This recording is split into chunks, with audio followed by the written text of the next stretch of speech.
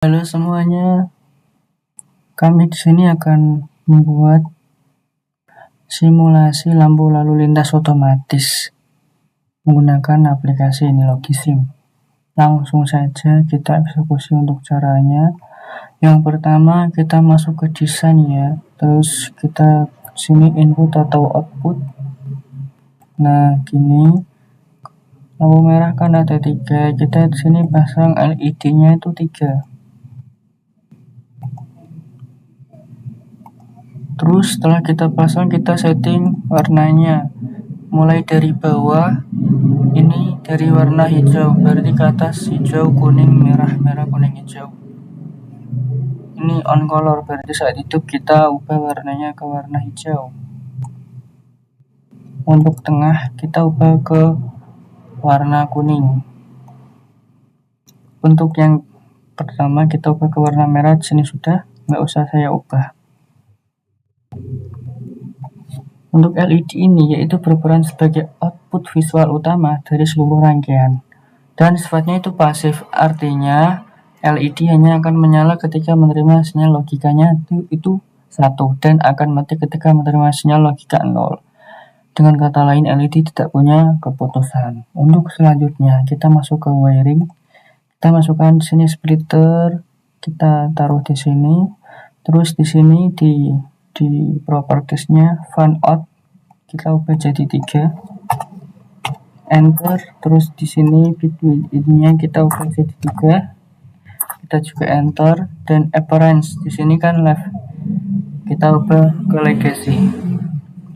Setelah kita ubah ke legacy, kita hubungkan ke LED.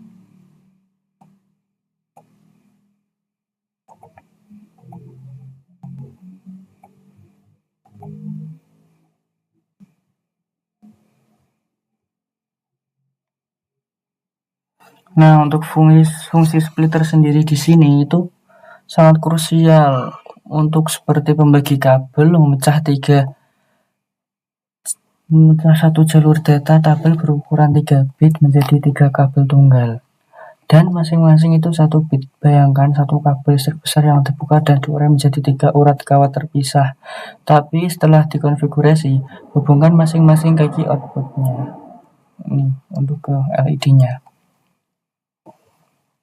Untuk selanjutnya kita masukkan ROM di memori.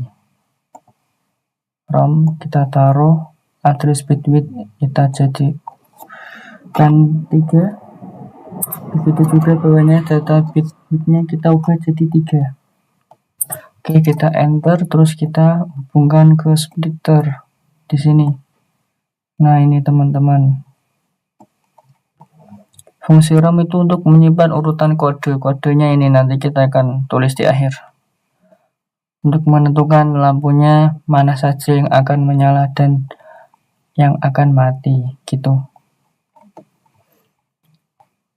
Counter, kita masukkan counter. Setelah ROM kita masukkan counter. Di sini datanya kita ubah menjadi 3. Oke, kita enter, kita hubungkan counter ke ROM. Dari ini ya 0, 1, 2, 3, bukan yang atas tapi yang bawah ini kita sambungkan ke ROM. Nah, oke. Otomatis di sini yang splitternya yang kabel terhubung ke LED-nya berubah menjadi warna hijau. Karena Karena itu counter itu fungsinya itu menghitung angka dari 0 ke atas secara berurutan, dan angka itulah yang akan dikirim dari counter ini dikirim ke ROM. Sebagai apa? Untuk sebagai alamat memori yang harus dibaca gitu. Terus selanjutnya kita masukkan clock. Untuk clock kita hubungkan di sini ke 235 plus C6. Selanjutnya kita ambil di sini tengah dan kita hubungkan ke M3. Jangan sampai salah ke yang D5 sisinya, tapi di sini yang sejajar dengan M3 up dan M4 ini. Dan yang kedua di sini yang ada segitiganya. Untuk yang terakhir kita masukkan button. Di sini kita taruh atas, hubungannya ke R di sini. Clock itu fungsinya itu sebagai kayak jantung, itu Dia menghasilkan pulsa waktu secara otomatis dan berkala yang mendorong konter untuk terus menghitung maju satu langkah di setiap detak. Gitu. Dan button itu berperan sebagai tombol reset darurat. Gitu. Ketika tombol button ini ditekan, konter akan kembali ke hitungan 0 dan siklus lampu lalu lintas mengulang dari awal. Ini berguna banget loh kalau rangkaiannya tiba-tiba ngadet atau butuh di restart manual. Nah, ini sudah rangkaiannya sudah tersusun rapi. Selanjutnya yang langkah terakhir kita ubah angka di ROM di sini. Kita klik ROM-nya ya. Terus kita masuk ke konten. Nah, ini perbesar saja. Kita masukkan angka 4442 1112. Ini angkanya 4442111112. Kita silang gak apa-apa. Untuk menghidupkannya kan setelah saya masukkan angka di sini menyala. Tadi sebelum saya masukkan angka kan mati. Supaya bisa menyala secara berurutan ke semua, kita masuk ke simulate teman-teman. Ini auto propagate-nya kita checklist centang dan kita klik ini auto tick enable. Setelah saya klik ini nanti otomatis lampunya di sana akan nyala 1 2 3. Nah, menyala kan?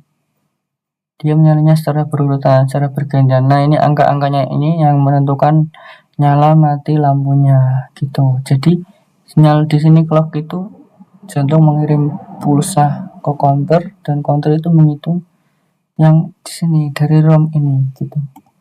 Untuk mengatur lambat cepatnya ini, hidup matinya lampu ini, kita di sini bawahnya tick enable ada tick frekuensi. Nah, terus kita bisa ubah cepat lambatnya matinya lampu. Misal kita ubah di sini ya, kita ubah ke 4 ya. Nah, nanti ini tambah cepat lampunya. Oke. Kalau kita ubah ke 1 lagi, dia akan lambat untuk hidup dan matinya. Maksudnya jangka waktunya. Oke.